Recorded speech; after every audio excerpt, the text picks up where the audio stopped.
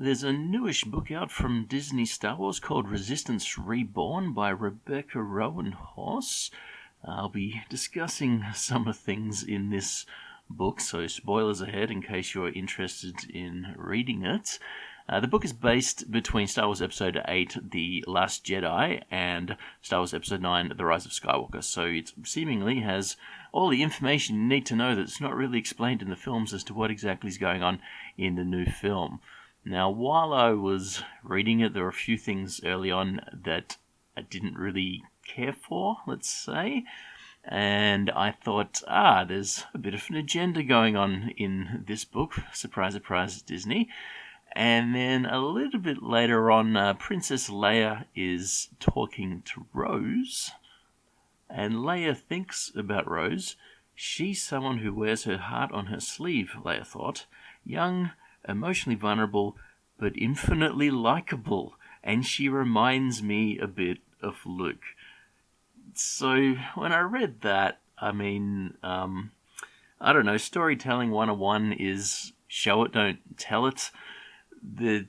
She's having to say that that Rose is likable, and to say that Rose reminds her a bit of Luke. I'm not sure if that's supposed to be a stab at Luke to make sure that he's rolling over in his grave, to say that somehow Rose reminds Princess Leia of Luke, or is this using Luke, to boost Rose, who's probably one of the more unpopular characters in Star Wars franchise. Like, not really Jar Jar Binks unpopular, but Rose really did nothing at all in the last film.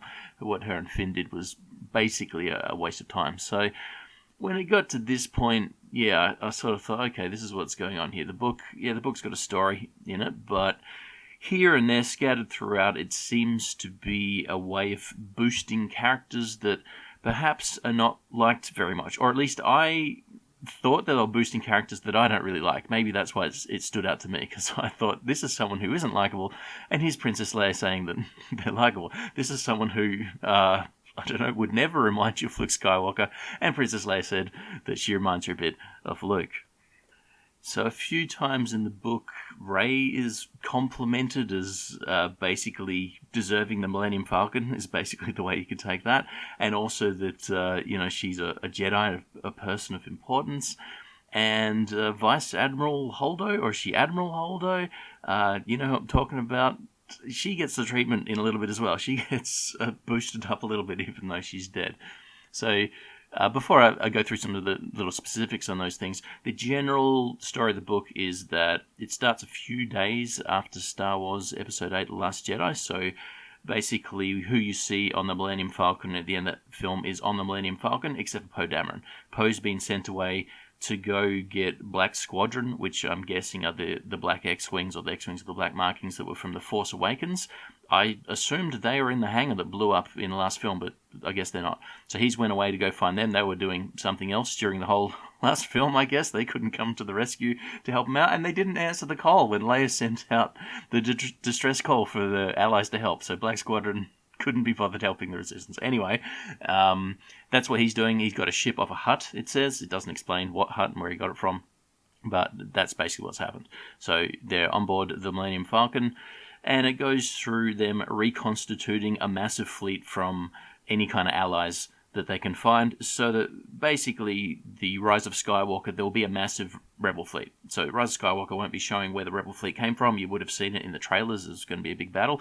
This book goes through where they're actually getting an entire rebellion made, basically, because the rebellion was completely destroyed, essentially, in The Last Jedi. So this book is about creating the rebellion. It's about getting, I guess, thousands of people together, or at least lots of ships, and having enough people so that you can actually fight an actual battle. And I guess when people will criticize the Rise of Skywalker for where did this magically come from, they'll go, look at this book, that book explained it, you need to go buy this book. But anyway, so the first bit in the book I thought felt really shoehorned in and started me kind of thinking what exactly is going on here, was where Rey is on the Millennium Falcon. As I explained, everyone's basically on the Millennium Falcon, and Princess Leia is having a bit of an interaction with her, and it goes out of its way to explain how Rey's repairing it and knows all about the Falcon, and she sort of knows what's going on here. So here's this section here. I'll just read through this bit here. As if on cue, Ray's jaw crackled in a yawn. Yeah, maybe I should. I was working on the compressor. The humidity on Act 2 caused the condensation to build up in the casing. I need to clean it out, find a leak, and seal. She pressed her lips together. I'm sure you don't care, she stood. On the contrary, this is Princess Leia. On the contrary, I'm glad you're taking such good care of Han's ship. Leia lifted the cup. Thank you again for the tea. So there's Princess Leia thanking Rey for, as she was still calling at this point, taking care of Han's ship. So a little bit later on, we get basically more of the same.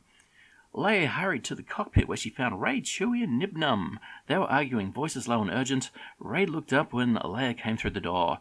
Did we wake you? She said, concerned. We were trying to be quiet. I've slept long enough. What's going on? Is there a problem?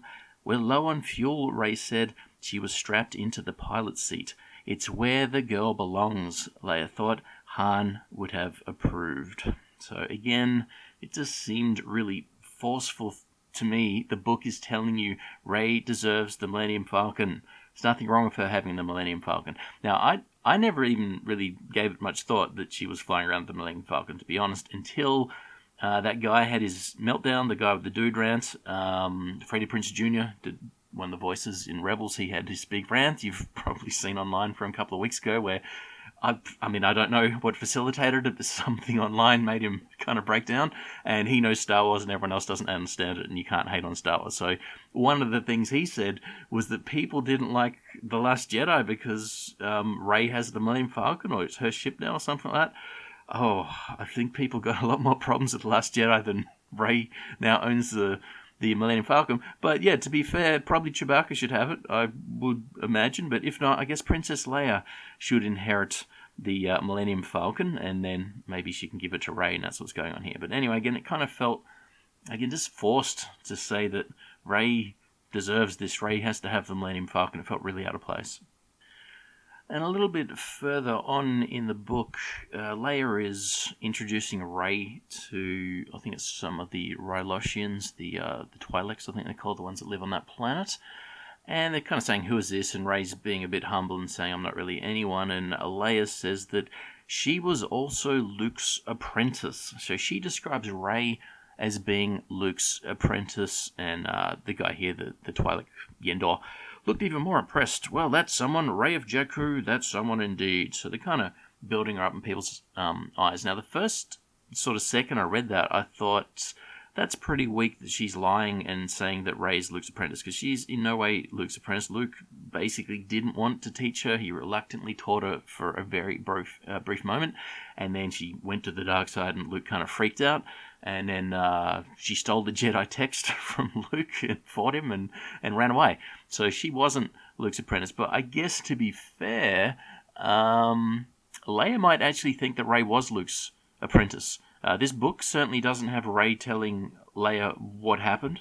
So, if I can remember correctly in these films, Rey leaves Leia at the end of The Force Awakens, and she only just has met Leia at that point, I think, anyway. So, Rey meets Leia after the Starkiller base is blown up. Leia, for some reason, is happy to see her and likes her, but she doesn't know who she is.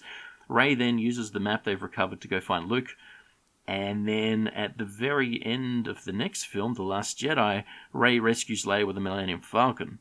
So I suppose as far as Leia knows, since she hasn't been told, Rey went and found Luke, Luke trained her, and now Rey's come with all the knowledge from Luke. So maybe that's a fair comment. Leia does in fact think Rey is Luke's apprentice. It certainly didn't happen in the film. But maybe it's not Princess Leia's fault. Maybe she's not lying in this circumstance. Now, there's another fan-favourite character that gets a little bit of treatment of trying to increase her reputation. Vice Admiral Holdo, or is it just Admiral Holdo? I'm not sure. I think it was Vice Admiral Holdo, or Admiral Social Justice, as some people call her. At one point, Poe's talking to someone they've tried to recruit in, an ex-veteran of the Galactic War. And the veteran pointed a finger at Poe. What about you? What about me? I heard the stories about what happened on the Radis.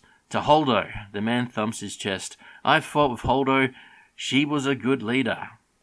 I agree, Poe said simply. You agree, the veteran sneered. He propped massive hands on his hips. That's not what I heard, Poe Dameron. That's not what any of us heard. So, it kind of goes through, again, telling us, not showing us, that this was a respected person and that everyone in the Resistance and all the good people really liked this character, which isn't shown in the movie. I mean, Poe doesn't even know what she looks like. At the point where they announced that Admiral Holdo, Vice Admiral Holdo, has taken over, it's the next person in command after Leia nearly died but didn't die.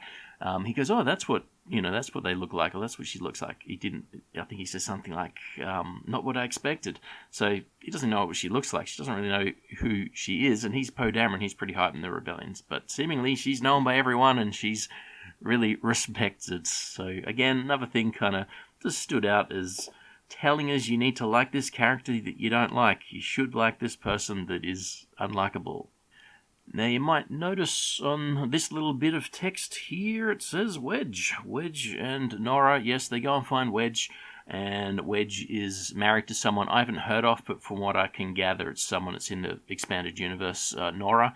And Nora is the mother of the big fat X-Wing pilot from The Force Awakens. He's in Black Squadron, so he is alive. He's called Snap, and he's one of the favourites of J.J. Abrams, and he is in a little bit of the trailers for The Rise of Skywalker, so he's in it. So Wedge is his father-in-law, stepfather, and Wedge is back here.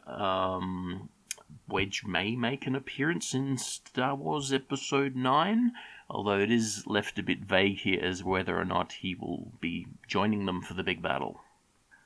And the last little bit here that sort of stood out to me is trying to make Rey appear more important than maybe she is. Leia studied her face. The girl was so close to something big. Bigger than Leia, maybe even Luke, if that was possible. But Leia knew that she wasn't the one to ultimately get her there. That would be someone else. Nevertheless, she would do what she could for Rey while she could. So she was talking about the amount of power that Rey had and how strong she was, and obviously here saying maybe she's more powerful than Luke, which maybe she very well is, and that she'll be getting trained by someone else. So whether that is shown out in the movie or not, because the movie's still sort of half getting rewritten, it does sound like Princess Leia won't be the person to train Rey. The only other thing that's of maybe mild importance in the book is it does mention when Princess Leia is blown out into space and really should have died, but did the Mary Poppins and survived, and she's basically not healthy. So there's a few points in the book where it highlights that she hasn't recovered from that and she's not actually doing very well. So it'd be interesting to know if that carries on into Star Wars Episode 9 and she basically dies of her injuries of being in space, or that's the reason why they're going to explain why she's not in the movie much, because obviously, Carrie Fisher died, so she won't be in the movie too much. So that's being set down here in this book. So maybe I'm reading too much into that, but that's what I thought when I was reading these, is she actually sounds like she's at death's door. And again, that may just be how she dies in Star Wars Episode 9, but even if it isn't, it may simply explain why she won't be doing much, because obviously they don't have the footage. They've said they're not going to CGI her up, so it's going to be a very, very small amount of stuff they can actually do with Princess Leia in Star Wars Episode 9. Other than that, there's not really too much of note in the book. There's probably a lot of characters I don't know that have been brought in. I mean, there was a lot of extra characters in the book other than the main characters from the movies. A lot of them, I'm presuming, are characters that have been in other expanded universe things. They did have the general from The Empire Strikes Back, the rebel general from Hoth. I can't even remember his name off the top of my head, and he's barely in The Empire Strikes Back. I always assumed he died, but I guess he got out of the base. He makes a return. I'm not sure how old he would be by now. Is it is it 50 years between The Empire Strikes Back and this film? Maybe 30 years. So he's 30 years older than where he was. And I assume that's the case for quite a few of them. So some of these people may actually be in Star Wars Episode 9. I can't say I noticed them in the trailers, but that's certainly a possibility. Thanks for listening, and I'll catch you next time.